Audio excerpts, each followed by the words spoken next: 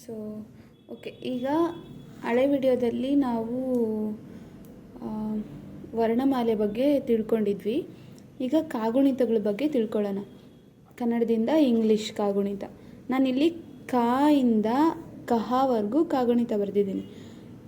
ಅದೇ ಥರ ಕಾ ಇಂದ ಕಹವರೆಗೂ ಇಂಗ್ಲೀಷ್ ಕಾಗುಣಿತ ಕೂಡ ಬರೆದಿದ್ದೀನಿ.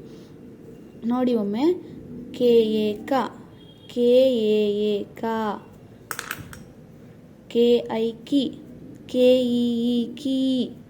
ನೀವು ಕನ್ಫ್ಯೂಸ್ ಆಗ್ತೀರ ಇಲ್ಲಿ. ಕೆ ಐ ಅಂದರೆ ಕೈ ಬರುತ್ತಲ್ಲ, ಹೆಂಗೆ ಕೀ ಆಗುತ್ತೆ ಅಂತ. ಇಲ್ಲ, ಕೆ ಐ ಅಂದರೆ ಐ ಅನ್ನೋದು ಇ ಅಂತ, ಇ ಅಂದರೆ ಎ ಅಂತ, ಇ ಅಂದರೆ ಇ ಅಂತ. ಹಾಗಾದರೆ ಎ ಬಂದರೆ ಏನು ಬರುತ್ತೆ? ಆವಾಗಲೂ ಇ ಅಷ್ಟೇ ಬರುತ್ತೆ. ಯು ಬಂದರೆ ಉ ಅಂತ, ಡಬಲ್ ಓ ಬಂದರೆ ಊ ಅಂತ. ಅರ್ಥ ಆಯ್ತಾ? ಕನ್ಫ್ಯೂಸ್ ಆಗಬೇಡಿ ಅಷ್ಟೇ, ಆಯಿತಾ? ಈಗ ನೋಡಿ. ಕೆ ಎ ಕ, ಕೆ ಎ ಎ ಕ, ಕೆ ಐ ಕಿ, ಕೆ ಇ ಇ ಕಿ, ಕೆ ಯು ಕು, ಕೆ ಓ ಓ ಕು, ಕೆ ಆರ್ ಯು ಕ್ರು, ಕೆ ಇ ಕೆ, ಕೆ ಇ ಕೆ,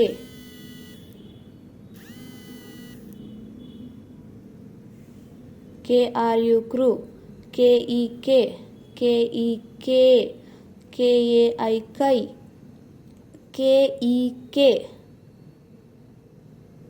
ಓ, ಮತ್ತೆ ಇನ್ನೊಂದು ಸಲ ಕೆ ಬರೆದ್ಬಿಟ್ಟಿದ್ದೀನಿ. ಸಾರಿ. ಕೈ ಆದಮೇಲೆ ಕೋ, ಕಾ ಕೋತ್ವ ಕೋ, ಕೆ ಓ ಕೋ. ಕಾ ಕೋತುನ್ ದೀರ್ಘ ಕೋಗು ಕೂಡ ಕೆ ಓನೇ ಇರುತ್ತೆ, ಆಯಿತಾ? ಕೌಗೆ ಕೆ ಓ ಯು ಕೌ, ಕಮ್ಗೆ ಕೆ ಎ ಎಮ್ ಕಮ್, ಕೆ ಎ ಎಚ್ ಕಹ. ಅದೇ ಥರ ನಾನು ಬೇರೆ ಬೇರೆ ಅಕ್ಷರಗಳನ್ನು ಬರೆದಿದ್ದೀನಿ. ಇವೆಲ್ಲವಕ್ಕೂ ನೀವು ಕಾಗುಣಿತ ಬರಿಬೇಕು, ಈಗಲೇ ಬರಿಬೇಕು. ಈ ವಿಡಿಯೋನ ಪಾಸ್ ಮಾಡಬೇಕು. ಪಾಸ್ ಅಂದರೆ ಸ್ವಲ್ಪ ಹೊತ್ತು ಸ್ಟಾಪ್ ಮಾಡಿ ಈ ಎಲ್ಲದಕ್ಕೂ ಕಾಗುಣಿತ ನಾನು ಇದಕ್ಕೆ ಹೆಂಗೆ ಬರೆದಿದ್ದೀನಿ, ಕೆ ಎ ಆ ಥರ ಬರೆದಿದ್ದೀನಲ್ವ, ಆ ಥರ ಎಲ್ಲದಕ್ಕೂ ಕಾಗುಣಿತ ಬರೆದು ಮುಗಿಸ್ಬಿಟ್ಟು ಲಾವರೆಗೂ ಬರೆದು ಮುಗಿಸ್ಬಿಟ್ಟು ಆಮೇಲೆ ಈ ವಿಡಿಯೋ ಮತ್ತೆ ನೋಡಬೇಕು. ಯಾವ ಥರ ಬರಿಬೇಕು? ಗಾ ಗಾ ಗಿ ಅಂತ ಬರ್ಕೊಂಡು ಇಲ್ಲಿ ಜಿ ಎ ಗ, ಜಿ ಎ ಎ ಗ ಈ ಥರ ಬರಿಬೇಕು, ಆಯಿತಾ? ಜಿ ಐ ಗಿ, ಜಿ ಇ ಗಿ ಈ ಥರ ಬರಿಬೇಕು. ಈ ಥರ ನಾನು ಎಲ್ಲ ಅಂದರೆ ವ್ಯಂಜನಗಳೆಲ್ಲನೂ ಬರೆದಿಲ್ಲ ಇಲ್ಲಿ, ಸುಮ್ಮನೆ ಮೇಯ್ನ್ ಬರೆದಿದ್ದೀನಿ. ಸಾಕು, ಇವನ್ನ ಕಲ್ತ್ಕೊಂಡ್ರೆ ನಿಮಗೆ ಗೊತ್ತಾಗುತ್ತೆ. ಇಷ್ಟಾದಮೇಲೆ ಇಷ್ಟನ್ನು ಫಸ್ಟು ಬರೀರಿ. ಈಗ ವಿಡಿಯೋ ಪಾಸ್ ಮಾಡಿ, ಅಂದರೆ ವಿಡಿಯೋ ನಿಲ್ಲಿಸಿ ಇದನ್ನು ಬರಿ. ಆಮೇಲೆ ಈಗ ಕಾಗುಣಿತ ಎಲ್ಲ ಬರೆದಿದೆಯಾ ಅಂತ ಅನ್ಕೋತೀನಿ. ಇವಿಷ್ಟಕ್ಕೂ ಕಾಗುಣಿತ ಬರೆದಿದೆಯಾ? ಕನ್ನಡದಲ್ಲಿ ಪದಗಳು ಗೊತ್ತಲ್ವ ನಿನಗೆ? ಪದಗಳಂದರೆ ಯಾವುದರಿಂದ ಪದಗಳಾಗಿರುತ್ತೆ? ಅಕ್ಷರಗಳಿಂದ ಸೇರಿ, ಹಲವಾರು ಅಕ್ಷರಗಳು ಸೇರಿ ಪದಗಳಾಗುತ್ತಲ್ವಾ? ಅಕ್ಷರಗಳು ಪ್ಲಸ್ ಅಕ್ಷರಗಳು ಸೇರಿ ಪದ ಆಗುತ್ತೆ. ಇಂಗ್ಲೀಷ್ನಲ್ಲಿ ಕೂಡ ಪದಗಳಿದ್ದಾವೆ. ಇಂಗ್ಲೀಷ್ನಲ್ಲಿ ಪದಗಳನ್ನು ವರ್ಡ್ಸ್ ಅಂತಾರೆ. ಏನಂತಾರೆ? ವರ್ಡ್ಸ್ ಅಂತಾರೆ. ವರ್ಡ್ಸ್, ರಿಡ್ಸ್. ನೋಡ್ರಿ, ವಾಗೆ ವಿ ಓ, ರಿಡ್ಸ್ಗೆ ಆರ್ ಡಿ ಎಸ್ ಬಂತಲ್ವ? ನೀವು ಹೆಂಗೆ ಉಚ್ಚಾರ ಮಾಡ್ತೀರೋ ಅದೇ ಥರ ಬರೆದ್ರೆ ಆಯಿತು, ವರ್ಡ್ಸ್ ಬಂತು. ಅಕ್ಷರಗಳನ್ನೇನಂತಾರೆ ಇಂಗ್ಲೀಷ್ನಲ್ಲಿ? ಲೆಟರ್ಸ್ ಅಂತಾರೆ. LETTERS, letters. ಲೆಟರ್ಸ್ ಅಂದರೆ ಯಾವ್ದ್ಯಾವುದು? ಎ ಇಂದ ಝೆಡ್ವರೆಗೂ ಇರೋ ಎಲ್ಲ ಅಕ್ಷರಗಳನ್ನು ಲೆಟರ್ಸ್ ಅಂತಾರೆ, ಆಯಿತಾ? ಇವರ ಕಾಂಬಿನೇಷನ್, ಇದರಲ್ಲೇ ಎಲ್ಲ ಕೂಡಿಸಿ ಬರೆದ್ರೆ ವರ್ಡ್ಸ್ ಆಗುತ್ತೆ, ಆಯಿತಾ? ಅಕ್ಷರಗಳಂದರೆ ಯಾವುವು ಇದರಲ್ಲಿ? ಆ ಇಂದ ಳವರೆಗೂ ಅಲ್ವಾ? ಹಾಗೆ ಇಂಗ್ಲೀಷ್ನಲ್ಲಿ ಎ ಇಂದ ಝೆಡ್ವರೆಗೂ. ಈಗ ಒಂದೆರಡು ಪದಗಳನ್ನು ಕನ್ನಡದಲ್ಲಿ ಹಾಕ್ತೀನಿ, ಅವನ್ನ ಇಂಗ್ಲೀಷ್ನಲ್ಲೂ ಬರೆಯೋಣ. ಕಮಲ ಅನ್ನೋದೇನು? ಕಮಲ ಅನ್ನೋದು ಹೂವು. ಕಮಲಮ್ಮ ಆದರೆ ಕಮಲಮ್ಮ ಅನ್ನೋದು ಹೆಸರಲ್ವಾ? ಹೂವುಗಳನ್ನು ಹೂವನ್ನು ಇಂಗ್ಲೀಷ್ನಲ್ಲಿ ಬರೆಯುವಾಗ ಹೂವಿನ ಅರ್ಥ ಅದೇ ಇರುತ್ತೆ, ಆದರೆ ಹೂವಿಗೆ ಹೆಸರು ಬೇರೆ ಬರುತ್ತೆ. ಈಗ ಕನ್ನಡದಲ್ಲಿ ಕಮಲನ ಕಮಲ ಅಂತಾರೆ, ಇಂಗ್ಲೀಷ್ನಲ್ಲಿ ಕಮಲನ ಲೋಟಸ್ ಅಂತಾರೆ. ಆದರೆ ಕಮಲಮ್ಮನ ಇಂಗ್ಲೀಷ್ನಲ್ಲೂ ಕಮಲಮ್ಮನೆ, ಕನ್ನಡದಲ್ಲೂ ಕಮಲಮ್ಮನೆ. ಈಗ ಕಮಲಮ್ಮನ ಇಂಗ್ಲೀಷ್ನಲ್ಲಿ ಬರೆಯೋಣ. ಕಾಗೆ ಕೆ ಎ, ಆಯಿತಾ. ಮಾಗೇನು ಹೇಳ್ಕೊಟ್ಟೆ? ಮಾಗೆ ಎಮ್ ಎ ಅಲ್ವಾ. ಲಾಗೇನು ಹೇಳ್ಕೊಟ್ಟೆ ನೆನ್ಪು ಮಾಡ್ಕೊಳ್ಳಿ, ಎಲ್ ಎ. ಮಾಗೆ ಅಗೈನ್ ಅಂದರೆ ಮತ್ತೆ ಎಮ್ ಎ ಅಲ್ವಾ. ಇಲ್ಲಿ ಬರೀ ಮಾ ಇಲ್ಲ, ಮಾಗೆ ಒತ್ತಿದೆ. ಕಮಲಮ್ಮ ಮಾ ಒತ್ತಕ್ಷರ ಇದೆ. ಒತ್ತಕ್ಷರ ಸೇಮ್ ಇರುವಾಗ, ಮಾಗೆ ಮಾವತ್ತಿರುವಾಗ 2 ಎಮ್ ಹಾಕಿ ಎ ಬರಿಬೇಕು. ಕಮಲಮ್ಮ. ಮಾಗೆ ಮಾವತ್ತೇ ಇರುವಾಗ ಕಮಲಮ್ಮ. ಮಾಗೆ ಯಾವತ್ತಿದ್ರೆ ಮ್ಯಾ ಆಗುತ್ತಲ್ಲ, ಆಗ ಎಂ ವೈ ಎ. ಯಾವುದಕ್ಕೆ ಬರುತ್ತೆ ಎಮ್ ವೈ ಎ? ರಮ್ಯಾ ಅಲ್ವಾ. RAMYA ರಮ್ಯಾ ಬರುತ್ತೆ. ಅರ್ಥ ಆಯ್ತಾ ಯಾವ ಥರ ಅಂತ?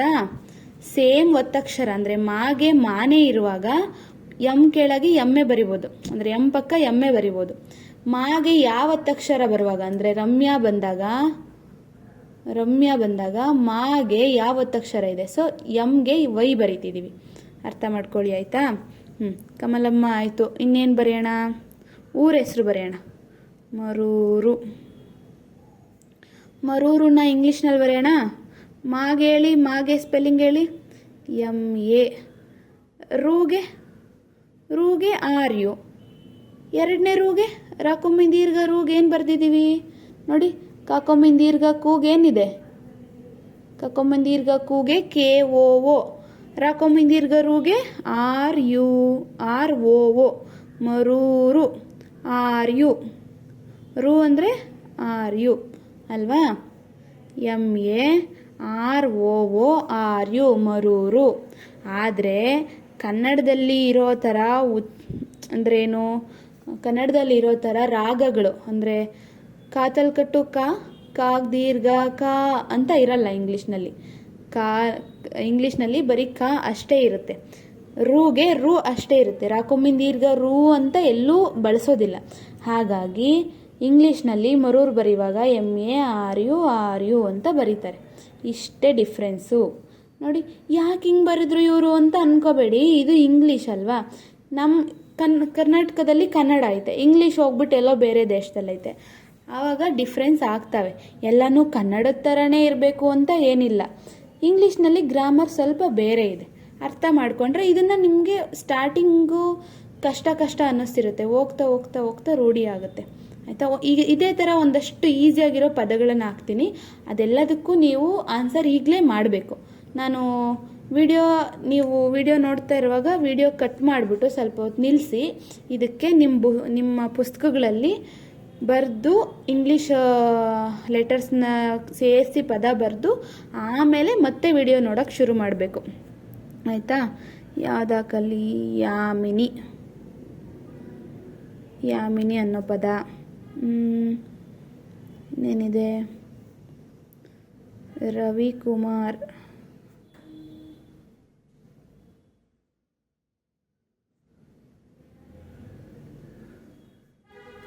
ಅರ್ಧಾಕ್ಷರಗಳು ಅಂತಾರಲ್ವಾ.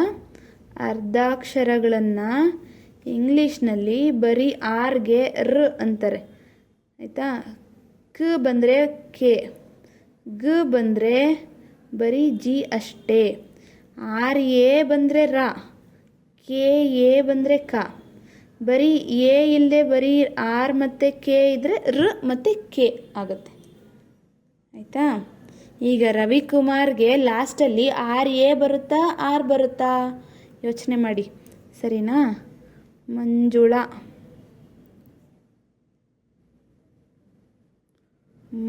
ಸೊನ್ನೆ ಹೆಂಗೆ ಬರೆಯೋದು ಅಂತ ಯೋಚನೆ ಮಾಡಬೇಡಿ. ಕಾಕೊಂದು ಸೊನ್ನೆ ಕಮ್ ಹೆಂಗೆ ಬರೆದಿದ್ದೀನಿ ಇಲ್ಲಿ?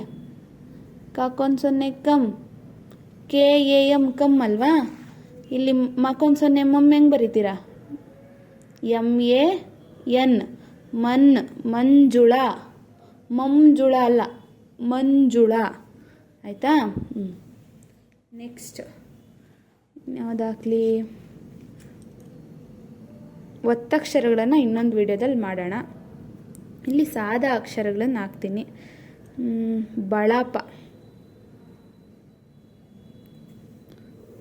ಆಮೇಲೆ ಹಾಳೆ, ಗೋಧಿ, ಊಟ, ದವಸ. ದವಸ ಅಂದ್ರೇನು? ದವಸ ಧಾನ್ಯಗಳು ಕೇಳಿದಿರಲ್ಲ, ದವಸ. ಆಮೇಲೆ ಆಡು. ಆಡುಗೂ ಹಾಡುಗೂ ಡಿಫ್ರೆನ್ಸ್ ಗೊತ್ತಿರಲಿ. ಆಡು ಅಂದರೆ ಮೇಕೆ, ಹಾಡು ಅಂದರೆ ಹಾಡಾಡೋದು. ಆಮೇಲೆ ನೆಲ, ಕನಕಾವತಿ,